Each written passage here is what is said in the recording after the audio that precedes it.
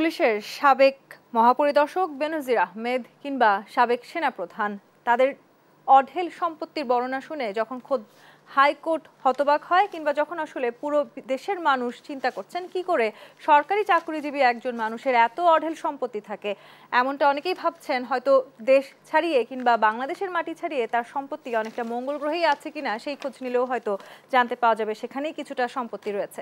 সেই সব কিছু নিয়ে আসলে এক ধরনের ধোঁয়াশা যখন কাজ করছে, একই সময় সরকার বারবার বলছে সরকারই দায় নেবে না, কারণ এই দুর্নীতি দায় একান্তই ব্যক্তিগত। কিন্তু আসলে দায় কার? এই দুর্নীতির সাথে কোনো রাজনীতি জড়িয়ে আছে কিনা কিংবা রাজনীতিতে দুর্নীতি ঢুকে পড়েছে কিনা, এই সবকিছু নিয়ে আজকে আলোচনা করতে চাই। দেশ সন্ধ্যায় আপনাদের সবাইকে স্বাগত জানাচ্ছি। আমি তাসনুভা তন্নি। দুর্নীতি ও রাজনীতি নিয়ে আজকের এই আলোচনায় আমার সাথে আছেন মোহাম্মদ আলী আশরাফ, আওয়ামী লীগ নেতা। আপনাকে স্বাগত জানাচ্ছি। আলী আশরাফ, যে জায়গাটি নিয়ে আমি শুরু করছিলাম, খোদ হাইকোর্ট তাদেরকেও আজকে আমরা বলতে শুনেছি তারা বিষয়টি নিয়ে একেবারেই হতবাক। পুরো বিষয়টি তাদেরকে হতবাক করেছে। বিশেষ করে বেনজির আহমেদ কিভাবে এত সম্পদের মালিক হয়েছেন সেই জায়গাটি নিয়ে আজকে আমরা এই কথা বলতে শুনেছি। একই সময় আসলে যখন তাকে দুদক তলব করছে তিনি দুদকে উপস্থিত হননি। একজন আইনের মানুষ হয়ে আইন রক্ষাকারী ছিলেন তিনি দীর্ঘদিন ধরে আসলে রাষ্ট্রের খুবই সংবেদনশীল গুরুত্বপূর্ণ পদে দায়িত্ব পালন করেছেন। এরপরেও যখন আমরা এই ধরনের মানুষদের এত দুর্নীতি করতে দেখি, এই ধরনের কাজ করতে দেখি, সেটি আসলে সরকার দায় এড়িয়ে যাওয়ার সুযোগ কতখানি? ধন্যবাদ আপনাকে। ধন্যবাদ দেশ টেলিভিশন, তার দর্শক কলাকৌশলী এবং এই অনুষ্ঠানটি যারা দেখছেন সহ আপনাকে। দেখুন, যারা দুর্নীতি করে কিংবা দুর্নীতিকে আশ্রয় প্রশ্রয় দেয়, তাদের যদি আপনার আইনগত দিক, বিবেক, বুদ্ধি কাজ করে, তাইলে তো সে দুর্নীতি করতে পারে না। কিংবা আইনের প্রতি যদি শ্রদ্ধা থাকে, একজন পুলিশের মহাপরিদর্শকের বিবেক বুদ্ধি কাজ করেনি না। দেখেন, যদি সেইটাই হয় তাহলে আপনার হলো যে, আমি মনে করি আপনার হলো যে সে এই যে এখন যেটা ডে বাই ডে আপনার তার যে সম্পদের যে পাহাড় একজন সরকারি কর্মকর্তার, তাহলে আমি মনে করি না যে সে সুস্থ মস্তিষ্কে বা লোভের বাইরে যে আপনার সে একজন ভালো বা সৎ নিষ্ঠবান অফিসার হিসেবে সমাজে, রাষ্ট্রে আপনার তার এক্সাম্পল রাখতে পেরেছেন বা দৃষ্টান্ত স্থাপন করতে পারছেন। এখন সাধারণত আপনার হলো যে মানুষ লোভ থেকেই আপনার দুর্নীতি করে থাকে, লোভের পার্শ্ববর্তী হয়ে। আমরা যদি আপনার রবীন্দ্রনাথের সেই বিখ্যাত 4টি চরণ দিয়ে শুরু করি, তাইলে এভাবে আমরা বলতে পারি যে, পরের মাস দেরে ভিটে মাটি ছেড়ে বাহির হইনু পথে কহিল ডিগ্রি সকলই বিক্রি মিথ্যা দেনার খাতে এ জগতে হায় সেই বেশি চায় যার আছে ভুরি ভুরি রাজার হসত করে সমস্ত কাঙ্গালের ধন চুরি। এই যে আপনার হলো যে এটিকে যদি আপনি ব্যাখ্যা করেন, তাহলে আজকে যার ওই যে রিক্সাওয়ালা, শ্রমিক, খেটে খাওয়া মানুষ, আপনি বঙ্গবন্ধু আপনার হলো যে আমরা একটা ভাষণ তার বারবার বাজাই 7ই মার্চ, কিন্তু বঙ্গবন্ধুর শুধু আপনার আমি 72 থেকে 75 বলবো না, আপনি যদি 75-এর জানুয়ারি থেকে 15ই আগস্ট পর্যন্ত আপনি তার যে কর্মকাণ্ড বক্তব্য, তাইলে তিনি কিন্তু বলেছেন যে আমার এদেশের কৃষক, শ্রমিক, অশিক্ষিত মানুষগুলো চুরি কিনবে দুর্নীতি করে না, শিক্ষিত মানুষগুলোই দুর্নীতি করে। কিন্তু যাকে নিয়ে আমরা এত আলোচনা করছি তিনি শুদ্ধাচার পুরস্কার পেয়েছেন। শুদ্ধাচার পুরস্কার পাওয়ার নমুনা আসলে আমরা দেখতে পেয়েছি, কিন্তু যখন আসলে এই ধরনের পুরস্কার দেওয়া হয় তখন রাষ্ট্রীয় পর্যায়ে বিভিন্ন গোয়েন্দা সংস্থা দিয়ে তথ্য তালাশ করার এক ধরনের রীতি আছে। তার মানে কি গোয়েন্দা সংস্থাগুলোও তার সম্বন্ধে জানার ক্ষেত্রে ফেল করেছে নাকি অবগতই ছিলেন না? দেখুন, বেনজির, আজিজ, KM হাসান, মঈনুদ্দিন, ফখরুদ্দিন, আপনার বাবর, তারেক জিয়া, খালেদা জিয়া, হারিস চৌধুরী, বাংলাদেশে যদি কিংবা ব্যাংক কেলেঙ্কারির যারা হোতা, শেয়ার বাজার কেলেঙ্কারির হোতা, আপনি যদি দুর্নীতির প্যারামিটারে আলোচনা করেন, এখন বেনজির সামনে এসেছে বিদায় বেনজিরকে নিয়ে আমরা আলোচনা করছি, আজিজকে নিয়ে আলোচনা করছি, আনারকে নিয়ে আলোচনা। এখন আমি যদি আপনাকে প্রশ্ন করি যে একজন, আপনি আমাকে প্রশ্ন করেছেন গোয়েন্দা সংস্থা নিয়ে, এখন আমি যদি আপনাকে প্রশ্ন করি এ দায়ভার আপনার কেন? এ দায়ভার আপনার একটি সংবাদ মাধ্যম কিংবা সংবাদ পাঠকের কাজটা কি? সংবাদ পাঠক কিংবা সংবাদ মাধ্যমের দায়িত্ব কি একেবারে একজন আপনি আমাকে দায়ভারের কথা জিজ্ঞেস করেছেন, কিন্তু গোয়েন্দা সংস্থা চাইতে কি একটি সংবাদ মাধ্যমের দায়িত্ব বেশি? সত্যকে উদ্ঘাটন করে সেটাই কিন্তু করেছে, আমরা দেখতে পেয়েছি শেষ পর্যন্ত কিন্তু এই ধরনের সংবাদ মাধ্যমই এই ঘটনা উদ্ঘাটন করেছে। সত্যকে উদ্ঘাটন করা। বাংলাদেশে তো দুর্নীতির বীজ সেই দিন বপন করা হয়েছে যেদিন বঙ্গবন্ধুকে পর্দার অন্তরাল থেকে দুর্নীতির বিরুদ্ধে 7.5 কোটি কম্বলের আমার কম্বল খান কই, কতিপয় জোচ্চোর, কালোবাজারি, চোরাকারবারি, মজুদ্দরের কাছে দেশ জিম্মি থাকতে পারে না।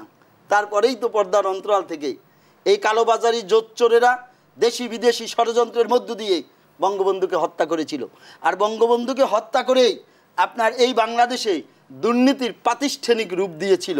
সেটি আপনার হলো যে একেবারে সেই প্রাতিষ্ঠানিক রূপ নিঃসন্দেহে আওয়ামী লীগের মতো এত পুরনো ঐতিহ্যবাহী একটি দলের জন্য আওয়ামী লীগের মতো একটি ঐতিহ্যবাহী পুরনো দল যার স্বাধীনতা, সার্বভৌমত্বের সাথে, ইতিহাসের সাথে জড়িত, এই কারণেই তো দুর্নীতিবাজের ব্যক্তির দায়, দুর্নীতিবাজের দায় আওয়ামী লীগ সরকার কিংবা আওয়ামী লীগ নেইনি বিদেই তো আজকে আমরা পত্রিকার মাধ্যমে আমরা জানতে পারছি। আলী আশরাফ আওয়ামী লীগ সরকারের সময় তিনি নিয়োগপ্রাপ্ত ছিলেন, তিনি দুটি নিরাপত্তা সংস্থা প্রধানের দায়িত্বরত ছিলেন। শুধু 1 দশক ধরে তিনি প্রবল ক্ষমতা ভোগ করেছেন। এতটাই তিনি ক্ষমতা ভোগ করেছেন যে তার ক্ষমতার সামনে আসলে সরকার, গোয়েন্দা সংস্থা কেউ কিছু করতে পারলো না। আপনার কথা 100% সত্য যে এই সরকারের সময় বেনজির নিয়োগপ্রাপ্ত।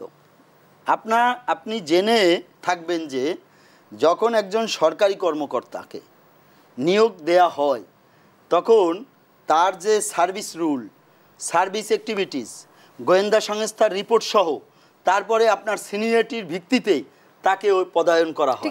এখন যখন তখন সে ফেরেশতা হিসেবে আবির্ভূত হয়েছে।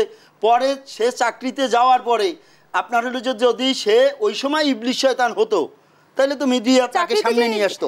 এখন চাকরিতে সে নিজে যে আপনার অপকর্ম করেছে, এখন সরকার তার দায়ভার নিয়েছে কিনা, সরকার প্রশ্রয় দিয়েছে কিনা, সরকার সেটিকে আপনার সেই তার আলামত কিংবা সেটিকে ধামাচাপা দেওয়ার চেষ্টা করছে কিনা।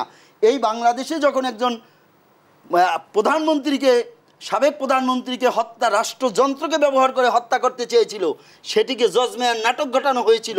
আওয়ামী লীগ সরকার প্রত্যেকটা দুর্নীতিবাজকে সামনে নিয়ে আসতেছেন। প্রত্যেকটি আপনি দেখবেন এই যে 2 দিন আগে আপনার ঝিনাইদহ যে আনার হত্যা, ওই যে এমপি আনার হত্যার আপনার জেলা আওয়ামী লীগের সাধারণ সম্পাদক, একটি জেলা আওয়ামী লীগের সাধারণ সম্পাদক মানে অনেক প্রভাবশালী, কিন্তু তাকে অ্যারেস্ট করা হয়েছে। আজকে 8 দিন রিমান্ডে দেওয়া হয়েছে।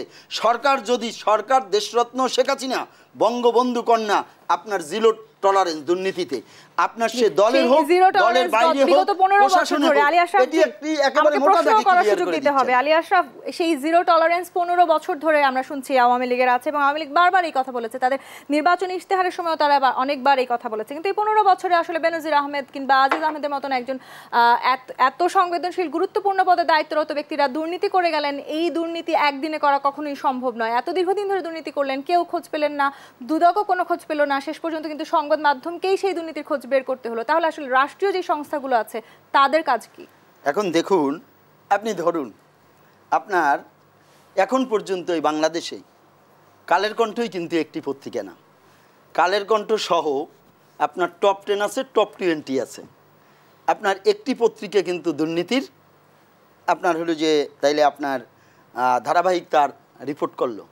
কিন্তু আমার প্রশ্ন, অন্য মিডিয়া কিংবা পত্রিকাগুলো কেন নিউজ করলো? খুব সহজ করে আসলে একজন পুলিশ মহাপরিচালকের দুর্নীতির দায় কি আপনি শুধু মিডিয়ার উপর চাপিয়ে দিয়ে খুব সহজভাবে এখান থেকে বেরিয়ে আসার সুযোগ আছে? সরকার যখন তার দৃষ্টিগোচর হয়েছে, সরকারের কাছে যখন আপনার হলো যে তথ্য উপত্য এসেছে, সরকার তার বিরুদ্ধে সাথে সাথে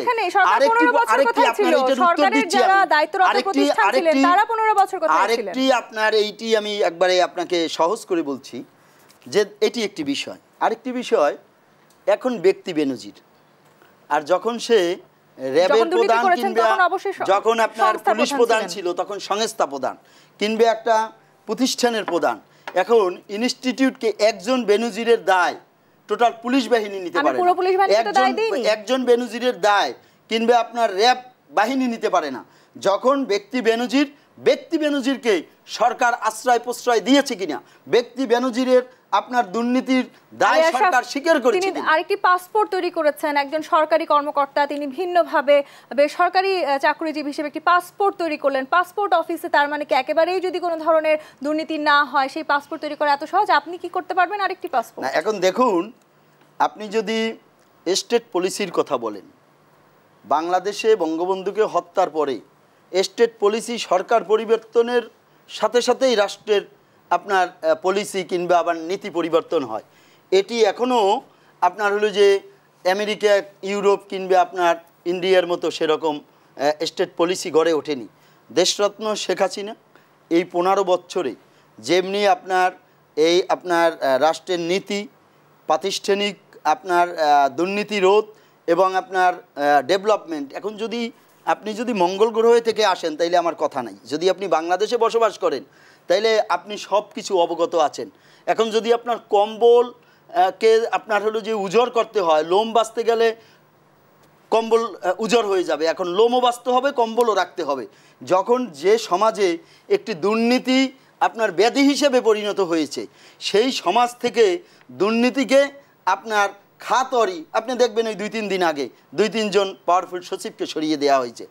সরকার তার অবস্থান থেকে রাষ্ট্রকে দুর্নীতিমুক্ত করার জন্যে, আইনের শাসন প্রতিষ্ঠা করার জন্যে, রাষ্ট্রকে বহির্বিশ্বের আপনার কাছে একটি আপনার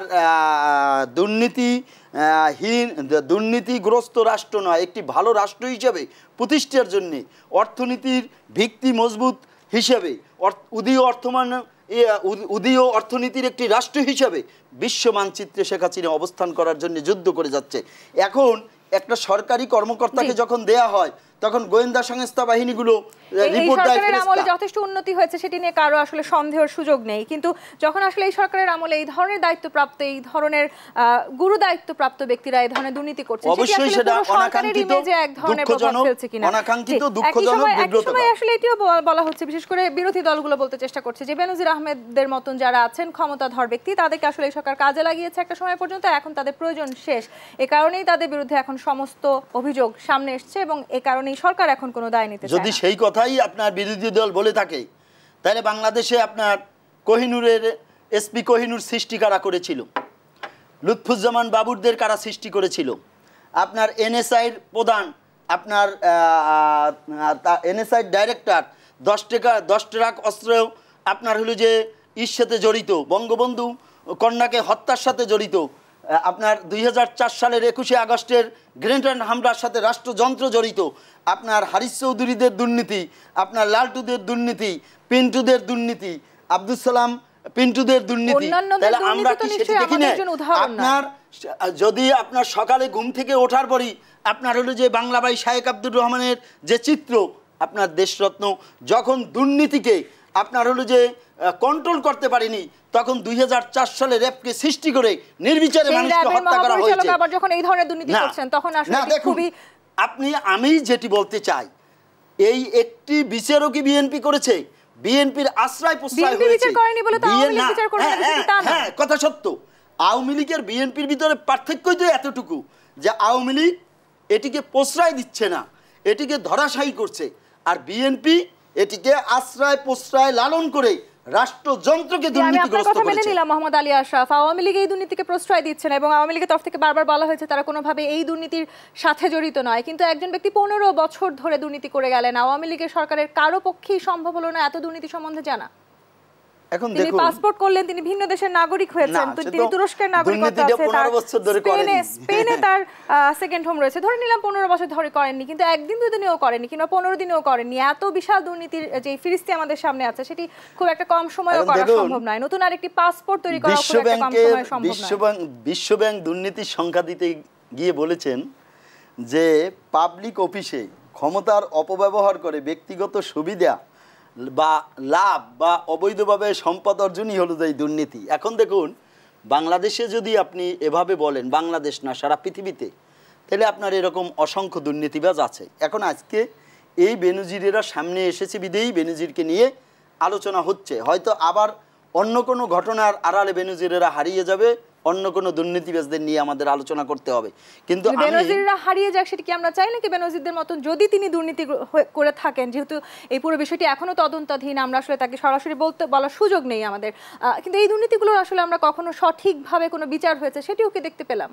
অবশ্যই আপনার দেখেন, এই সরকার সদিচ্ছা যদি না থাকে, সরকার না চাইলে আপনার বেনজিরেরা সামনে আসতো না। এই রকম বাংলাদেশে একজন বঙ্গবন্ধু কন্যা, সাবেক প্রধানমন্ত্রী, প্রধান বিরোধী দলের নেত্রী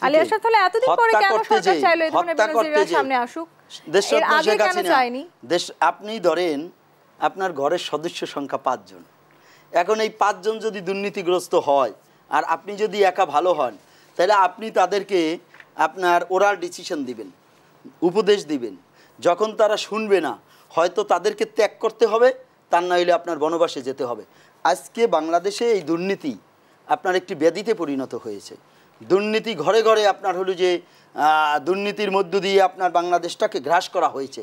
এই দুর্নীতি থেকে আমরা কিভাবে বেরোতে পারি, এই দুর্নীতির যে এই যে ঘাত এবং এই বেদি থেকে কিভাবে মুক্তি পেতে পারি, আমাদের পরবর্তী প্রজন্ম, দেশরত্ন শেখ হাসিনা সেটাকে নিয়ে কাজ করছেন। নিশ্চয়ই কাজ করছেন, কিন্তু দুর্নীতির যে দুর্দণ্ড প্রতাপ আমাদেরকে দেখালেন সাবেক আইজিপি, পুলিশের আইজিপি, সেখানে আপনার সাথে যদি আমি আরেকটু যুক্ত করি, খবরে আসছে যে স্পেনের তার সেকেন্ড হোম রয়েছে, তিনি তুরস্কের নাগরিকত্ব গ্রহণ করেছেন, অর্থাৎ এখন তিনি দেশ ছেড়ে চলে গেছেন। খোদ স্বরাষ্ট্রমন্ত্রী বলেছেন তিনি জানেন না এই মুহূর্তে বেনজির আহমেদ কোথায় আছেন। তার মানে আসলে সবকিছুই সিস্টেমের বাইরে চলে গেল কিনা, নাকি আমাদের পুরো সিস্টেমে গলদ আছে, কেঁচো খুঁড়তে সাপের মতন অবস্থা। আমি আসবো, বিরতি নিতে হবে, দেশ সন্ধ্যায় বিরতি নিয়ে ফিরছি, সাথেই থাকুন।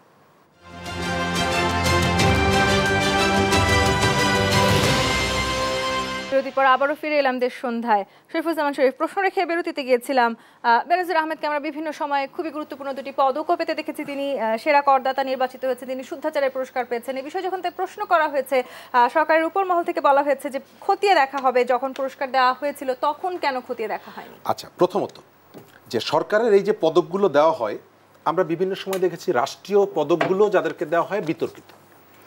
এই ধরনের শুদ্ধাচারের পুরস্কার যারা পেয়েছেন, এর আগে জামালপুরের সেই আলোচিত ডিসির কথা আমাদের মনে আছে, এবং সর্বশেষ বেনজির আহমেদ, এই পুরস্কারটি এটি সাধারণত একজন সরকারি কর্মকর্তাকে বেটার সার্ভিসের জন্য প্রণোদনা হিসাবে দেওয়া হয়।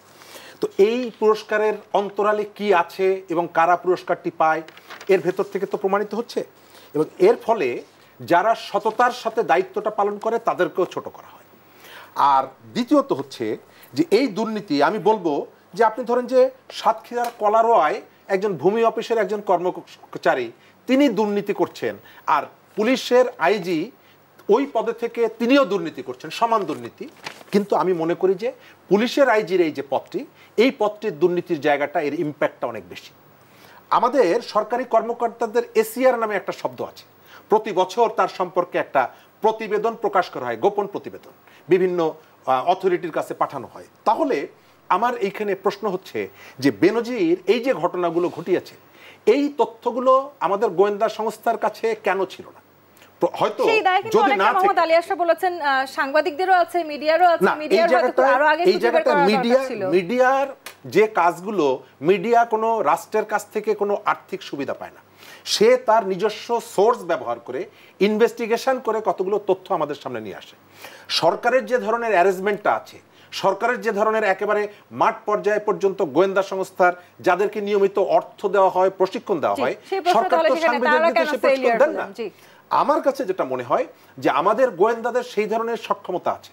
আপনি দেখছেন আনারকে হত্যা করার পর এই যে ঝিনেদাতে আওয়ামী লীগের 2 জন নেতা, তাদের মধ্যে পরস্পর কি আলোচনা হয়েছে, ছবি আদান প্রদান হয়েছে, একজন আরেকজনকে বলছে যে তুমি এমপি হওয়ার সুযোগ তোমার তৈরি হয়েছে, সেই তথ্যটি, এই ধরনের একটা ক্রিটিক্যাল বিষয়ের গোয়েন্দারা সেই তথ্যটি বের করে নিয়ে আসছে। আর একজন পুলিশের সাবেক আইজি হাজার হাজার বিঘা জমি বিভিন্ন জায়গায় দখল করছেন, কিনছেন, একদিনে 4টা ফ্ল্যাট তার নামে রেজিস্ট্রি হচ্ছে, তার নাবালক সন্তানদের নামে হাজার হাজার কোটি টাকার সম্পত্তি করেছেন, তিনি হিন্দুদের জমি দখল করছেন, ক্ষমতার অপব্যবহার করছেন। এই তথ্যগুলো সরকারের কাছে নাই, তার মানে হচ্ছে এর ভেতর থেকে সরকারের দায় এড়ানোর সুযোগ থাকে না, বরং একটা অথর্বতা, তাদের যে অযোগ্যতা, তারা যে এক চোখ বন্ধ করে রেখে রাষ্ট্র পরিচালনা করছেন এবং যে রাষ্ট্রের জন্য ঝুঁকিপূর্ণ সেই তথ্যটি আমাদের সামনে নিয়ে আসে। কারণ এই রকমের একটা গুরুত্বপূর্ণ জায়গা থেকে এত অপরাধ করছে আপনি জানছেন না, তার মানে হচ্ছে আপনি আসলে এই পদে থাকার মতো, এটি চালানোর মতন যোগ্যতা। মোহাম্মদ আলী আশরাফ, দেখুন, আমি দুর্নীতি যে বাংলাদেশে রন্ধ্রে রন্ধ্রে আপনার প্রাতিষ্ঠানিক থেকে পরিবারতন্ত্র পর্যন্ত, সেটি আমি অস্বীকার করছি না, কিন্তু আমার সরকার দুর্নীতিকে প্রশ্রয় দিচ্ছে না। কিন্তু যারা এই দুর্নীতির লালন পালন করেছেন, আমি আপনার আজকে এই বক্তব্যের মধ্য দিয়ে শরীফ বেইয়ের এক পেশে আপনার দোষারোপের আপনার জাতাকলে না যে, আমি চাই একজন তরুণ রাজনীতিবিদ হিসাবে, নেতা হিসাবে, চীনের সাবেক প্রেসিডেন্ট মাও জেদাং 1966 সালে যে ফর্মুলার মধ্য দিয়ে আপনার দুর্নীতি মুক্ত করে তার দেশটিকে আজকে একটি পরাশক্তির রাষ্ট্র হিসেবে রূপান্তরিত করতে চেয়েছিল, আজকে আমি চাই বাংলাদেশটি দুর্নীতি মুক্ত হোক। এবং মাও জেদাংয়ের যে আপনার এই যে চড়ুই পাখিকে কেন্দ্র করে যে চড়ুই পাখি নিধন করতে যে 4.5 কোটি মানুষকে হত্যা করলো বা মারা গেল দুর্ভিক্ষের কারণে, তারপরে ওই রাষ্ট্রপ্রধান যখন আপনার হলো যে বুঝলেন এই দেশটিকে আমি আমেরিকার মতো করতে চাই, তখন তিনি একটি আপনার রাষ্ট্রটিকে দুটি ভাগে ভাগ করলো, একটি গুড ক্লাস আর একটা ব্যাড ক্লাস। একটা গুড ক্লাস হলো কৃষক, শ্রমিক, প্রান্তিক, খেটে খাওয়া মানুষ, এরা এই সদস্য। আর আপনার বুজুয়া জমিদার, কালোবাজারি, এদেরকে একটা তালিকা করলো, তাদেরকে মেম্বার হতে দেওয়া হলো না। আর এই ইয়াং শক্তিকে নিয়ে যে বিপ্লব, সাংস্কৃতিক বিপ্লব গড়েছিল দেশরত্ন শেখ হাসিনার হাত ধরে, বাংলাদেশে দুর্নীতি রোধ করতে হলে আজকে মাও জেদাংয়ের মতো আপনার এই বিপ্লবের মধ্য দিয়ে যেমন বেনজিরেরা নিধন হবে, তেমনি আজিজেরা নিধন হবে, তেমনি আপনার হলো যে তারেক জিয়ারা নিধন হবে, তেমনি খালেদা জিয়ারা নিধন হবে। বাংলাদেশ, এই বাংলাদেশ পরে ঋষি সুনাকের জন্ম হবে। অবশ্যই বিচারের আওতায় তো এসছে যে আজকে যদি আপনার বেনজিরের যে সম্পদ সেটি না, এখন দেখুন একটি লোক আপনার হলো যে যদি পালিয়ে যায়, একটি লোক যদি হারিয়ে যায়, আপনার সন্তান যখন আপনি মার্কেটে যান তখন অনেক সময় হারিয়ে যায়, আপনি কন্ট্রোল করতে পারেন না। 18 কোটি দেশের মানুষের আপনার হলো যে সে যদি কোনোভাবে আপনার এদেশে যখন মুক্তিযুদ্ধ হয়েছে 1 কোটি লোক আপনার হলো যে অন্যত্র পাকিস্তানিদের চোখে ফাঁকি দিয়ে পালিয়ে গেছেন। এখন দেখুন, আপনি যদি সরকারকে দোষারোপ করতেই চান, কাঠগড়ায় দাঁড় করতেই চান, আপনার কাঠগড়ায় আমার দুর্ভাগ্য সে জায়গায়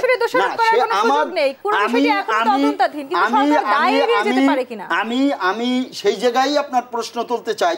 আপনি যদি বঙ্গবন্ধু বলেছিলেন এ জাতির কপালে দুঃখ আছে, যাদের রক্তকণিকায় মিশে আছে স্বার্থপরতা, পরশ্রী কাতরতা এবং বিশ্বাসঘাতকতা, সেই জাতির এই তিনটি যখন নিজের ভাই সমালোচনা নিজে করি, একটি জাতি যখন আপনার হলো যে উন্নয়নে কিংবা আপনার ভালো অবস্থায় থাকে, তাদেরকে টেনে হেসড়ে পর্দার অন্তরাল থেকে পশ্চিমা বিশ্বকে এনে 71 সালে পাকিস্তানিদের মতো দেশকে চাপিয়ে রাখতে চাই, সেইভাবে যদি কাঠগড়ায় দাঁড় করতে চাই, আওয়ামী লীগ সেটা পারি, কিন্তু আওয়ামী লীগ জিরো টলারেন্স দুর্নীতিবাজদের প্রশ্রয় দিচ্ছে না। আশরাফ মুড়ি আর মুরগিকে এক করে ফেলেছে।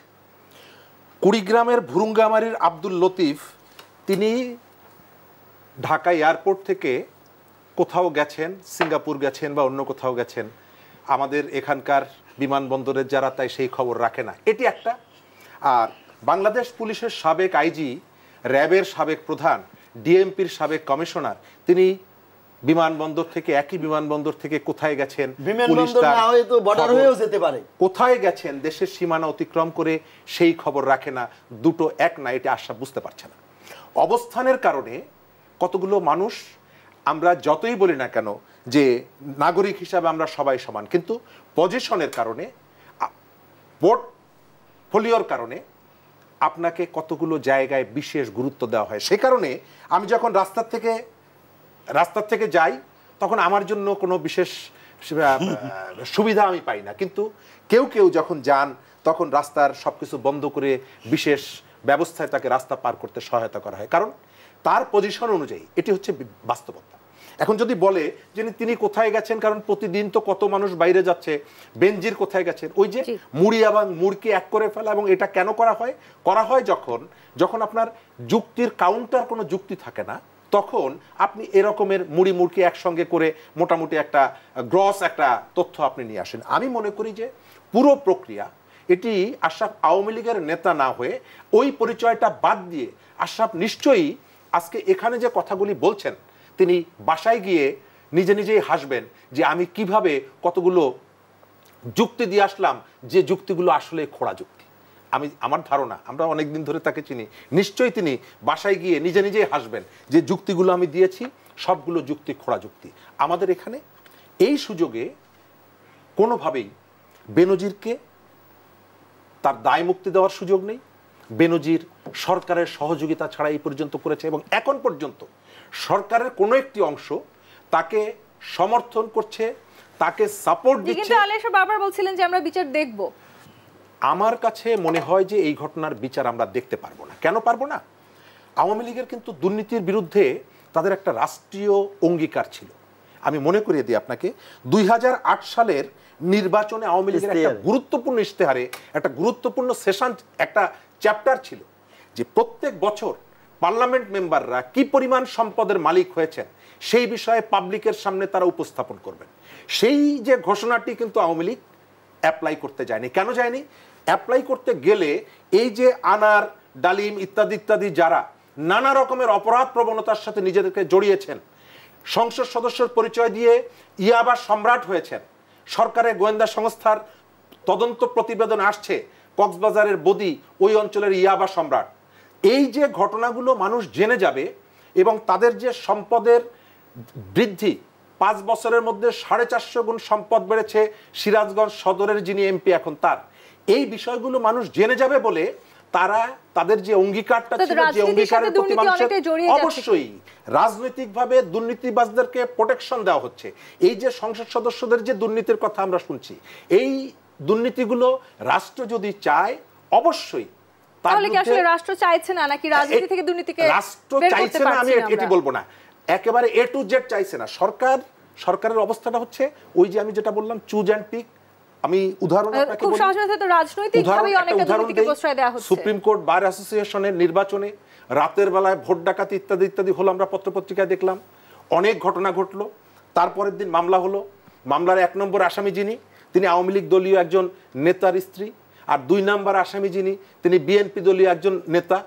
আমরা দেখলাম 2 নম্বর আসামি যিনি, তিনি গ্রেপ্তার হলেন, তার রিমান্ড হলো, তিনি জেলে গেলেন। 1 নম্বর আসামি গ্রেপ্তার হলেন না, তিনি আদালত থেকে জামিন নিয়ে বেরিয়ে এলেন। দেখা হয় আপনার সাইনবোর্ডে কি লেখা আছে?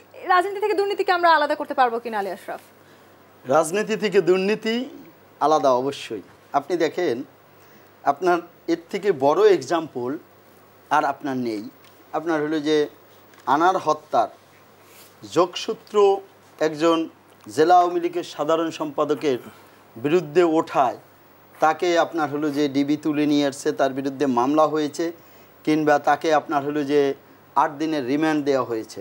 আমি আওয়ামী লীগ সরকার জবাবদিহিতা, আপনার দুর্নীতি মুক্ত একটি মানে যে অর্থবহ বাংলাদেশ সেটি প্রতিষ্ঠা করতে বদ্ধপরিকর।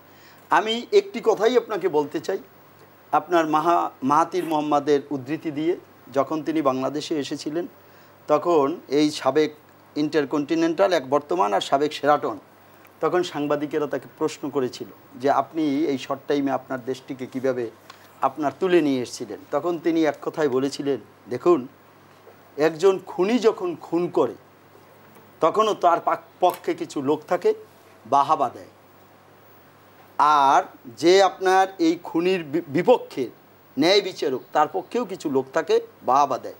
আসলে এটা উল্লেখযোগ্য বিষয় না। আপনার নীতি নৈতিকতার কাছে আপনি প্রশ্ন রেখে আপনি কাজ করে যান, আপনার দেশ এগিয়ে যাবে। আজকে বাংলাদেশে দেশরত্ন শেখ হাসিনা বঙ্গবন্ধুর পদ অনুসরণ করে বাংলাদেশ ক্ষুধামুক্ত করতে চায়, বাংলাদেশ দুর্নীতি মুক্ত করতে চায়, বাংলাদেশ যুদ্ধ অপরাধী মুক্ত করতে চায়, স্বাধীন বাংলাদেশ উদীয়মান অর্থনীতির রাষ্ট্র করতে চায়।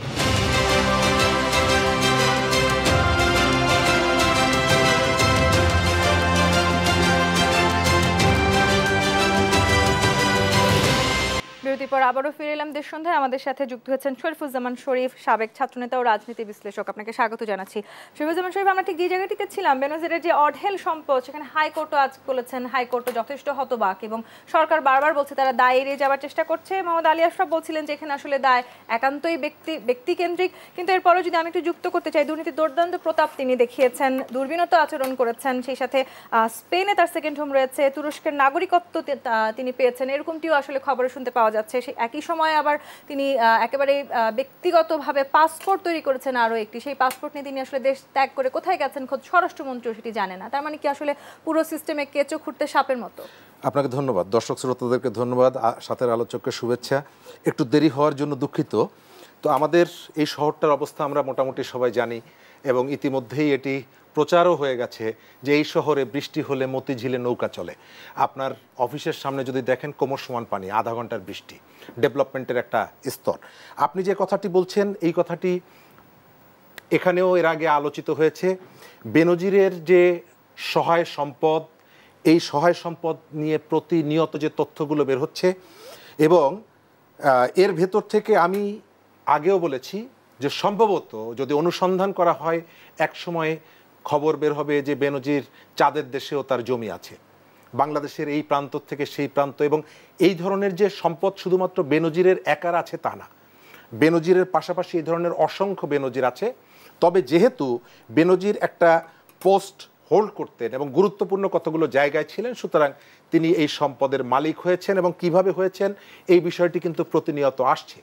তার ক্ষমতাকে ব্যবহার করে, পদকে ব্যবহার করে বিভিন্ন জায়গায় জায়গা জমি দখল করেছেন এবং পরিষ্কারভাবে বলা যায় অসৎভাবে উপার্জিত অর্থ দিয়ে তিনি যেগুলো কিনেছেন সেই সম্পত্তি অসৎভাবে উপার্জিত অর্থ দিয়ে কিনেছেন। এই ঘটনার দায়ভার অন্য কেউ বহন করুক বা না করুক, এর সম্পূর্ণ দায়ভার হচ্ছে সরকারের। কেন সরকারের দায়ভার? বাংলাদেশের সব থেকে গুরুত্বপূর্ণ জায়গাগুলোতে একজন মানুষ দীর্ঘদিন চাকরি করেছেন, এক দশক ধরে চাকরি করেছেন, কিন্তু তার যে অবৈধ সম্পদ অর্জন এটি সরকার জানে না। এই ধরনের একজন মানুষকে সরকার এরকমের গুরুত্বপূর্ণ পদগুলোতে বসিয়েছেন এবং তার প্রতি সরকারের যে সহানুভূতির জায়গাটা কেমন, তিনি চাকরির থেকে চলে যাওয়ার পরেও তিনি যে রাষ্ট্রীয় সুযোগ সুবিধা পাচ্ছেন নিরাপত্তা সহ, তার মানে হচ্ছে বেনজির অন্য 10 জন সরকারি কর্মকর্তার মতো না, সরকারের আরও বেশি স্নেহ তিনি পেয়েছেন এবং পেয়েছেন বলেই, গুরুত্ব তিনি পেয়েছেন বলেই তার অবসরের পরেও তার নিরাপত্তার জন্য 6 জন পুলিশ, অন্যান্য আয়োজন রাষ্ট্রের কাছ থেকে করা হয়েছে। আপনি একটা ব্যাংকে গিয়ে আপনার গচ্ছিত টাকার থেকে যদি 1 লাখ টাকা তুলতে চান তাহলে আপনাকে ঘন্টার পর ঘন্টা সেখানে বসে থাকতে হয়।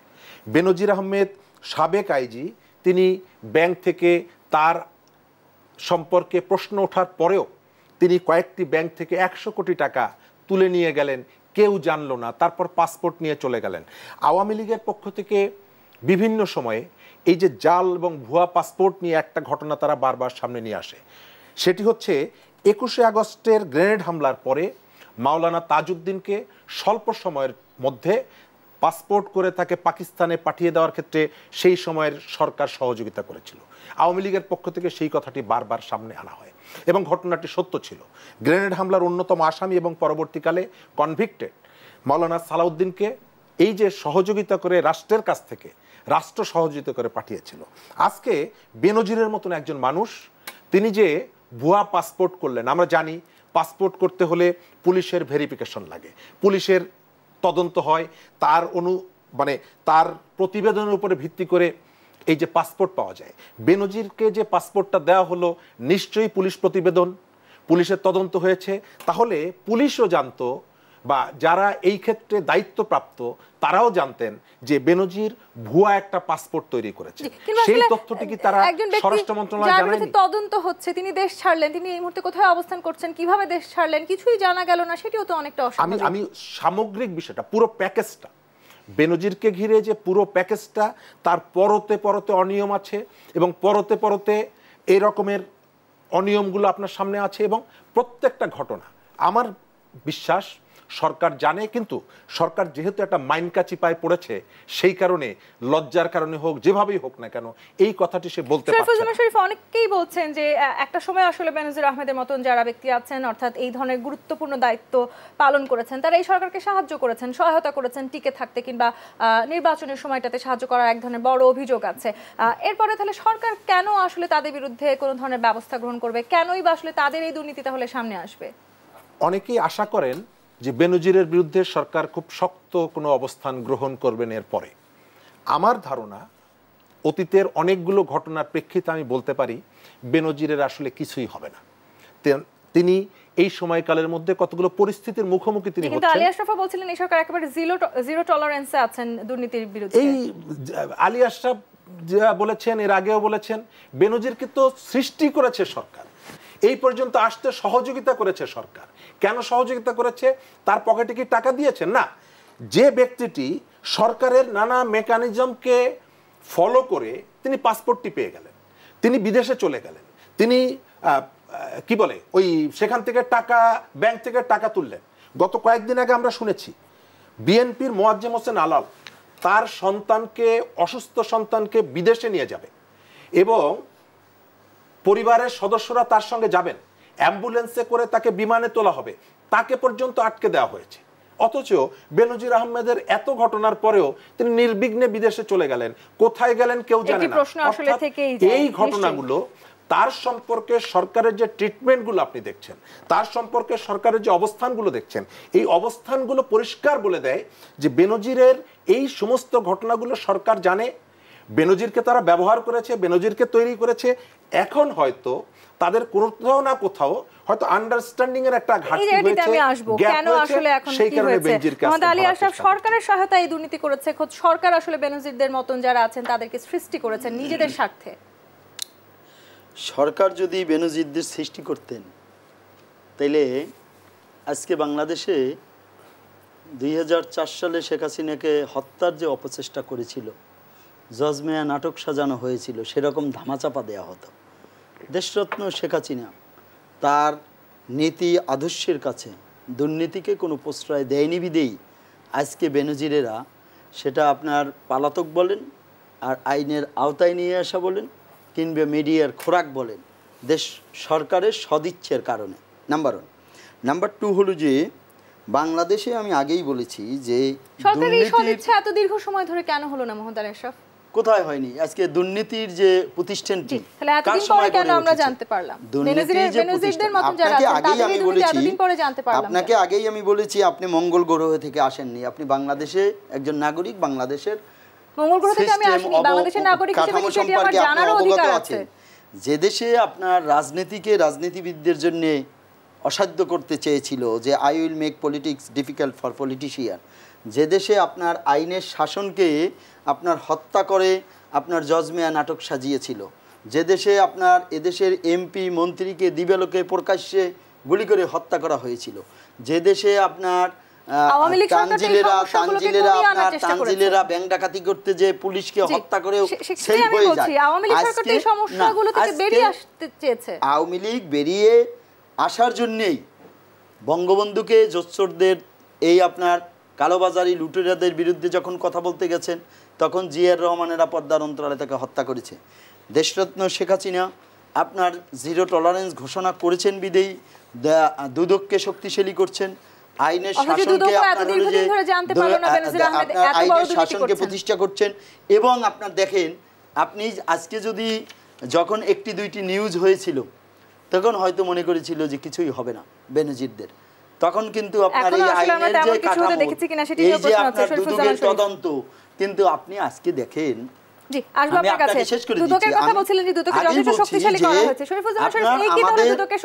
দুর্নীতিকেও রোধ করতে হবে, দেশকেও এগিয়ে নিতে হবে। সরকার সেই নীতির মধ্য দিয়ে দেশ চালাচ্ছে। প্রথম ব্যাপারটা হচ্ছে, একটা দেশের দুর্নীতির প্রত্যেকটা জায়গায় আপনি স্পর্শ করতে পারবেন না।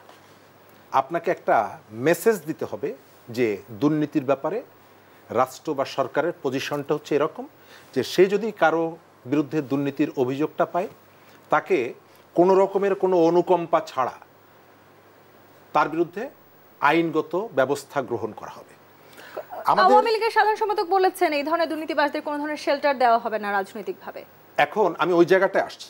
আমাদের দেশে দুর্নীতি অথবা অপরাধ দমনের ক্ষেত্রে রাষ্ট্রের যে পলিসি সেটি হচ্ছে চুজ অ্যান্ড পিক। আমার যাকে অপছন্দ হচ্ছে আমি তাকে আইনের মুখোমুখি করছি, আমার যাকে পছন্দ হচ্ছে তাকে আমি আইনের মুখোমুখি করছি না অপরাধের ক্ষেত্রে। এবং আমি এইটার পক্ষে 112টা উদাহরণ আপনার সামনে আমি দিতে পারবো। সরকার নির্বিচারে সবাইকে দুর্নীতিবাজদেরকে গ্রেপ্তার করছে না। নির্বাচনের আগে আমাদের এখানে একটা নিউজ হলো আমেরিকা এবং ইউরোপে 350 সরকারি কর্মকর্তার বাড়ি আছে, পত্রিকায় নিউজ হয়েছিল। সে বিষয়ে কোনো অগ্রগতি অথবা কোনো তদন্ত কি হয়েছে? না। দুদক, হ্যাঁ, এটি অস্বীকার করি না যে এক সময়ের যে দুর্নীতি দমন সংস্থা যেটা ছিল, সর্বশেষ বিচারপতি সুলতান উদ্দিন খানের নেতৃত্বে ঢাকা বিশ্ববিদ্যালয়ের সাবেক ভিসি মনিরুজ্জামান মিয়া সর্বশেষ যে প্রতিষ্ঠানটির দায়িত্ব ছিলেন সেটি একেবারেই একটা অথর্ব প্রতিষ্ঠান ছিল। সেখান থেকে রিফর্ম করা হয়েছে এবং কতগুলো কাজ তারা করছেন, কখনো কখনো আমাদের সামনে কতগুলো আশাবাদ তৈরি করছেন। কিন্তু দেখা যাচ্ছে যে যে সমস্ত ঘটনাতে দুদকের পক্ষ থেকে অ্যাকশন নেওয়া হচ্ছে সেই ঘটনাগুলোতে যখন সরকারের পক্ষ থেকে কোনো বিষয়ে একটা সিগন্যাল যাচ্ছে। আবার এটিও সত্য যে বাংলাদেশের অনেককে ডেকে এনে দুদক তাদেরকে সার্টিফিকেট দিয়েছে ভালো মানুষ বলে, কিছুদিন পরে দেখা গেছে তারাই আবার কোনো না কোনো অপরাধের সাথে, অর্থনৈতিক অপরাধের সাথে যুক্ত। যে দেশে রায় হয়, নির্দেশনা আসে যে অমুকের অর্থ পাচার নিয়ে কোনো প্রশ্ন তোলা যাবে না, বিচার চাওয়া যাবে না, সেই জায়গায় এই যে ঘটনাগুলো ঘটছে এটি ঘটারই কথা। মাঝে মধ্যে আমরা যে ফিডব্যাকগুলো পাচ্ছি, মাঝে মধ্যে আমরা যে অ্যাকশনগুলো পাচ্ছি দুর্নীতি দমন কমিশনের, কখনো কখনো আমার কাছে মনে হয় যে এটি বোনাস। তবে যেহেতু একটা রাষ্ট্রীয় প্রতিষ্ঠান, সাংবিধানিক প্রতিষ্ঠান, জনগণের অর্থে চলে, সুতরাং তাদের সম্পর্কে মানুষের এই যে ধারণাটা তৈরি হয়েছে, দুদকের উচিত এখান থেকে বেরিয়ে আসা। আরেকটি প্রশ্ন আসলে প্রায়শই আমাদের মনে এখন মাথাচাড়া দিয়ে উঠছে যে অনেকে বলার চেষ্টা করছেন যে এই মুহূর্ত বা যে সময়টাতে আসলে বেনজির আহমেদদেরকে নিয়োগ দেওয়া হয়েছিল সেই সময় কি শুধুই তাদের পেশাগত যোগ্যতাকেই বিবেচনায় নেওয়া হয়েছিল নাকি আসলে সরকারের প্রতি তাদের অকৃত্রিম আনুগত্য তারা বিবেচনায় নিয়েছেন? একটা জায়গা হচ্ছে সরকারের প্রতি এই যে জায়গাগুলোতে যাদেরকে পদায়ন করা হয়, সরকার সবসময় তাদেরকে খেয়াল রাখে যে যাকে আমি এখানে দায়িত্ব দিব তার কাছ থেকে যে আমি একটা পলিটিক্যাল সাপোর্ট যেমন পাই। এটা সব সরকারের আমলে। আপনার খেয়াল আছে যে মইনুল আহমদকে বিএনপির সময় যে সেনা প্রধান করা হয়েছিল এবং তার অনেকজনকে সুপারসিড করে তাকে দায়িত্বটা দেওয়া হয়েছিল। আবার তত্ত্বাবধায়ক সরকারের উপদেষ্টা, প্রধান উপদেষ্টা ডক্টর ফখরুদ্দিন সাহেব, তিনিও কিন্তু বিএনপির সময় নিয়োগটা পেয়েছিলেন। অর্থাৎ এই জায়গাটায় কখনো কখনো ধারণা করা হয় যে একে এই জায়গাটায় দিলে তার কাছ থেকে সুবিধাটা পাবে। আওয়ামী লীগ যাদেরকে দায়িত্বগুলো দিচ্ছে, এবং এটি কিন্তু দিবালোকের মতন স্পষ্ট, অনেক ব্যক্তিদেরকে নিয়ে নানা রকমের প্রশ্ন ওঠার পরেও তাদেরকে ওই পদ থেকে সরানো হচ্ছে না। উদাহরণ হচ্ছে ওয়াসার এমডি। গত কয়েকদিন আগেও পত্রিকায় নিউজ এসেছে যে ওয়াসার যে সেকেন্ড ম্যান ডিএমডি, তার সাথে মতে মেলে না বলে বোর্ড মিটিংয়ে তাকে জোর করে অব্যাহতি দেওয়া হয়েছে এবং তিনি তার বিরুদ্ধে কোর্টে গেছেন এবং কোর্ট বলেছে সেই অব্যাহতিটা অবৈধ। ব্যক্তিরা আসলে কোনো না কোনো ভাবে সরকারের সুনজরে থাকেন একটা সময়। মোহাম্মদ আলী আশরাফ, এই যে সরকারের সুনজরের বিষয়টি সেটি অনেকটাই আসলে দিনের আলোর মতন কিংবা ওপেন সিক্রেট যেটিকে বলি আমরা, সেরকমই ছিল। আওয়ামী লীগ সরকারকে চাহিদা মাত্র সেবা দিয়ে যোগ্যতার পরিচয় দিয়েছিলেন বেনজির আহমেদ, এমনটাও আমরা বলতে শুনছি। তাহলে আসলে আজকে তাদের এই দুর্নীতি সম্বন্ধে একেবারেই এই সরকার অবগত ছিল না, সেটি বা কতখানি যুক্তিযুক্ত? দেখুন, আপনাকে আগেই আমি বলেছি, যদি আপনার ঘরে 5 জন সদস্য থাকে, 4 জন যদি আপনার দুর্নীতিপরায়ণ হয়, আপনার তাদেরকে সংশোধনের ব্যবস্থা করতে পারবেন, তাদেরকে নির্মূল করে আপনার দুর্নীতি রোধ করতে পারবেন না। এখন লোম বাঁচতে গেলে কম্বল উজাড় হয়ে যাবে। আজকে বাংলাদেশে আপনার বঙ্গবন্ধুকে হত্যার মধ্য দিয়ে আপনার দুর্নীতির যে বীজ বপন করা হয়েছিল, যুদ্ধ অপরাধীদের বাংলাদেশে পুনর্বাসন করা হয়েছিল, ভোটের প্রক্রিয়াকে নষ্ট করা হয়েছিল, আপনার সংবিধানকে কাটাছেড়া করে ইন্ডিপেন্ডেন্ট আইন করে আপনার খুনিদের বিচার করা যাবে না, বিদেশে পুনর্বাসন করা হয়েছিল।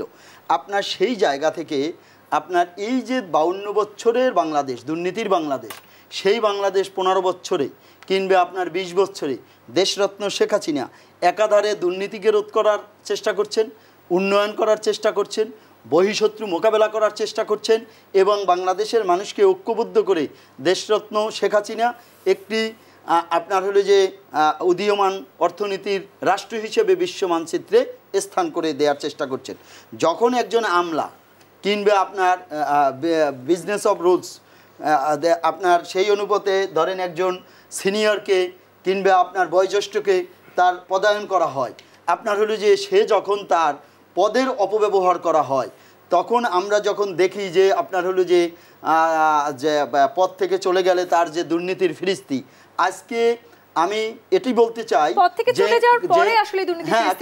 তখন আপনার হলো যে মিডিয়ার সামনে নিয়ে আসে, আমরা তাদের নিয়ে হইচই করি। কিন্তু আমার প্রশ্ন, আমরা হয়তো দুর্নীতিকে মূলোৎপাটন করতে পারবো না, আমরা হয়তো দুর্নীতিকে চিরতরে ধ্বংস করতে পারবো না, সেটা পৃথিবীর কোনো রাষ্ট্র পারেনি। কিন্তু যারা আপনার হলো যে এটি আইন প্রয়োগকারী সংস্থা বলেন, গোয়েন্দা সংস্থা বলেন, সরকার বলেন, আমরা যারা মিডিয়ার লোক আছি, রাজনৈতিক নেতা আছি, আমরা এই আগামী যে প্রজন্ম আছে এই প্রজন্মকে আমরা একটি দুর্নীতিমুক্ত বাংলাদেশ, বেনজিরের সৃষ্টি হবে না এদেশে, আজিজের সৃষ্টি হবে না, তারেক জিয়ার সৃষ্টি হবে না, আপনার হলো যে লুৎফুজ্জামান বাবরের সৃষ্টি হবে না, কোহিনুরের সৃষ্টি হবে না। এদের সৃষ্টি হবে না সেজন্য নিশ্চয়ই আমরা 15 বছর চুপ করে বসে থাকবো না। সেখানে আরেকটি কথা যুক্ত করতে চাই, বেনজির আহমেদ সেরা করদাতা নির্বাচিত হয়েছেন, শুদ্ধাচার পুরস্কার পেয়েছেন এবং সে বিষয়ে জানতে চাওয়া হলে এখন আসলে খতিয়ে দেখবার কথা বলা হচ্ছে, কিন্তু যখন আসলে এই পুরস্কারগুলো পেয়েছেন তখন কেন খতিয়ে দেখা হয়নি? আসবো, বিরতি নিয়ে ফিরতে হবে। দেশ সন্ধ্যায় আরো একটি বিরতি নিয়ে ফিরছি, সাথেই থাকুন।